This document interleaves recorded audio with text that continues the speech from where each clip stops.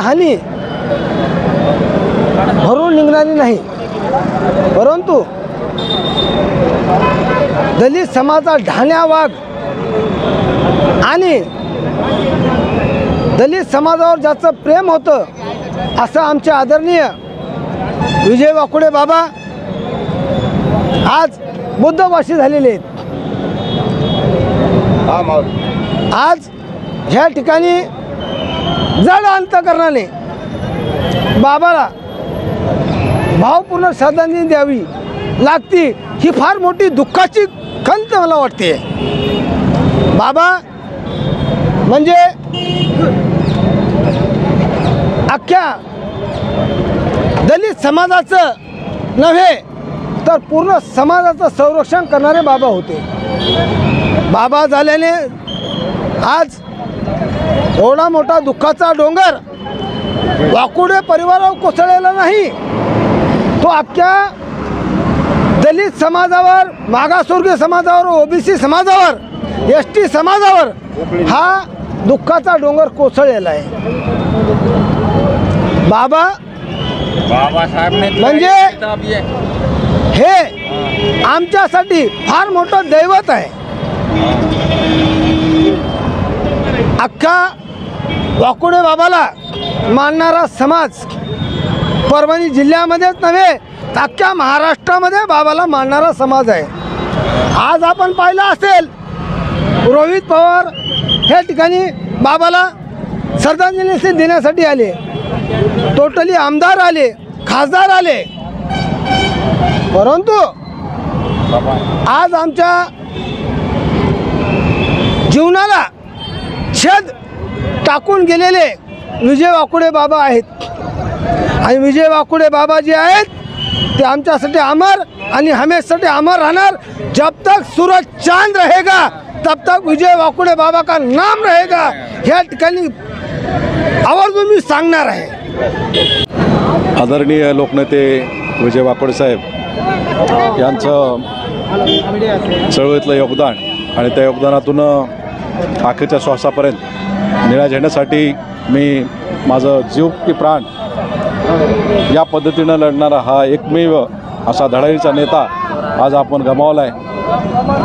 कुठल्याही प्रकारची तमा न बाळगता, कुठल्या प्रकारची लालसा किंवा कुठल्या प्रकारचा स्वार्थ समाजासाठी न ठेवता हा लढवय्या सर्व समाजासाठी लढला।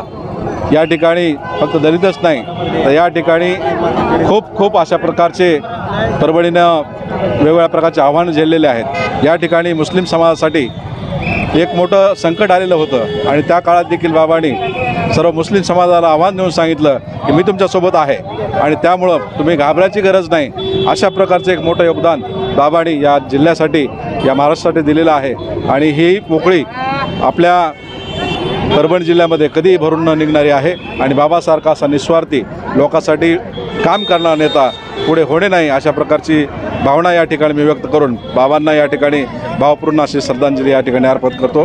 धन्यवाद। डॉक्टर अण्णाभाऊ साठे क्रांती सेनेच्या वतीने आज रोजी लोकनेते विजय वाकुडे साहेब यांना मी भावपूर्ण श्रद्धांजली अर्पण करतो। आज या महाराष्ट्राचा बुलंद आवाज, फुले शाहू आंबेडकर चळवळीचा बुलंद आवाज आज या ठिकाणी हरवला गेलेला आहे पडद्याच्या पहाड। ही खूप मोठी समाजाला वेदनादायक घटना झालेली आहे।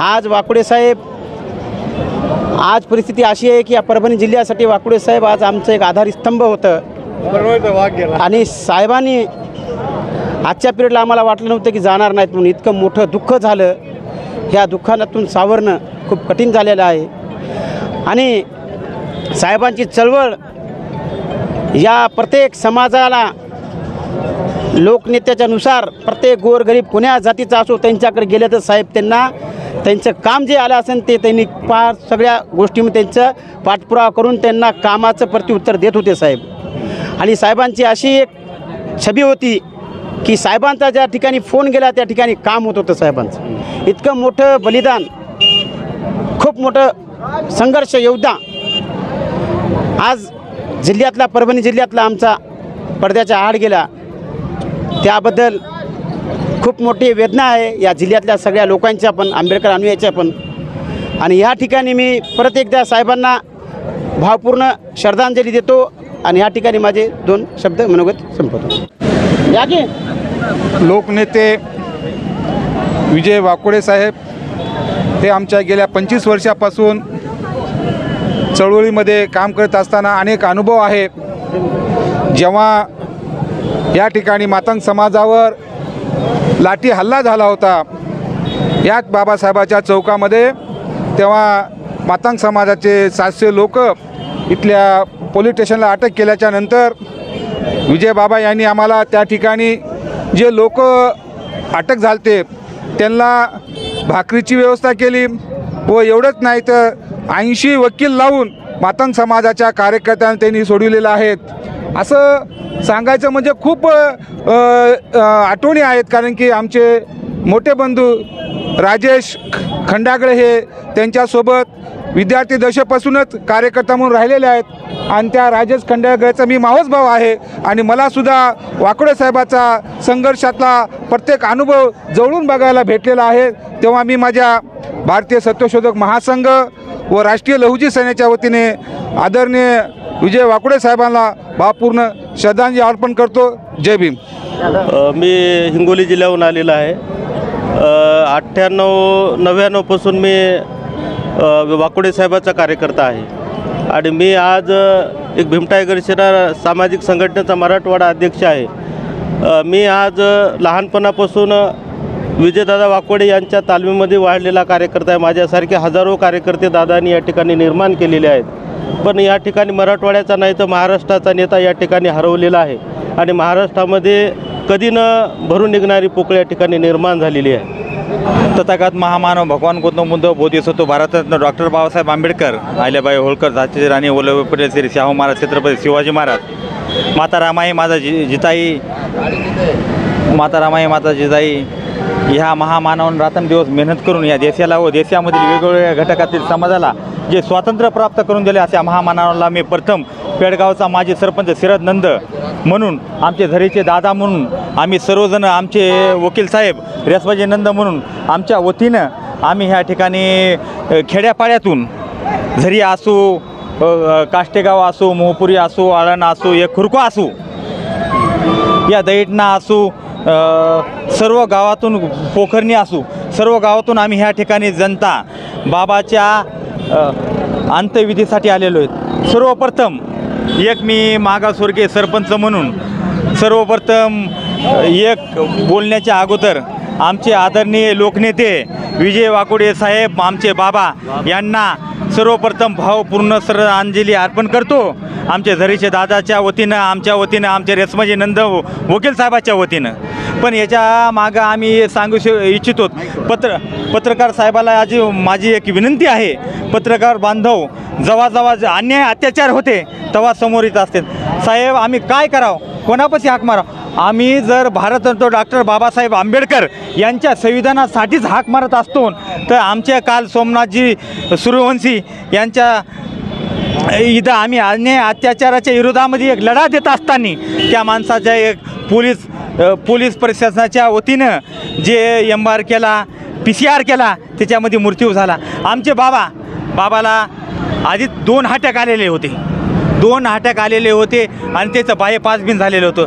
डॉक्टर साहेबांनी, मोठ्या डॉक्टर साहेबांनी सांगलं होतं, पुण्याच्या डॉक्टर साहेबांनी सांगलं होतं, औरंगाबादच्या डॉक्टर साहेबांनी सांगलं होतं, मुंबईच्या डॉक्टर साहेबांनी सांगलं होतं ना, नागपूरच्या बिन डॉक्टर साहेबांनी सांगलं होतं की साहेब तुम्हाला आरामाची फार गरज आहे, तुम्ही आराम घेतला पाहिजे. पण आमच्या आदरणीय लोकनेते साहेबांनी कधी बिन 24 तासामध्ये ह्या गेल्या 8 दिवसामध्ये कमी जास्त 248 तासामध्ये आरामच नाही घेतला.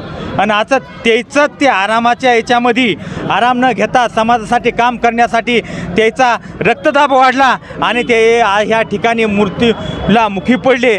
त्याच्यामुळं पत्रकार बांधवाला माझी एक विनंती आहे, पेडगावचा मी सरपंच म्हणून सांगू इच्छितो की ह्या प्रकरणामागं आणि याच्या मागं जे भारतरत्न डॉक्टर बाबासाहेब आंबेडकर यांच्या घटनेची प्रतिमा जे विटंबना केली होती त्याच्यामध्ये एक बळी गेला आणि साहेबाचा पळापळीमध्ये आणि या समध्या लोकाला आमच्या आणि सुती जाती जमातीच्या लोकाला सोडण्यामागे एक बळी गेला. एक साहेबाचं एक 2 बळी गेले. असे पत्रकार बांधवाला मी अशी विनंती करतो, मी पेडगावचा सरपंच म्हणून अशी विनंती करतो की साहेबाचा बिन एक बळी याच्यामागं ह्या प्रकरणामुळंच गेला, ह्या घटनेमुळंच गेला अशी विनंती करतो. आणि ह्या ठिकाणी मला सर्व पत्रकार बांधवांना बोलण्याची संधी दिली त्याचे आभार व्यक्त करून माझे 2 शब्द संपवितो. जय हिंद, जय महाराष्ट्र, जय भीम.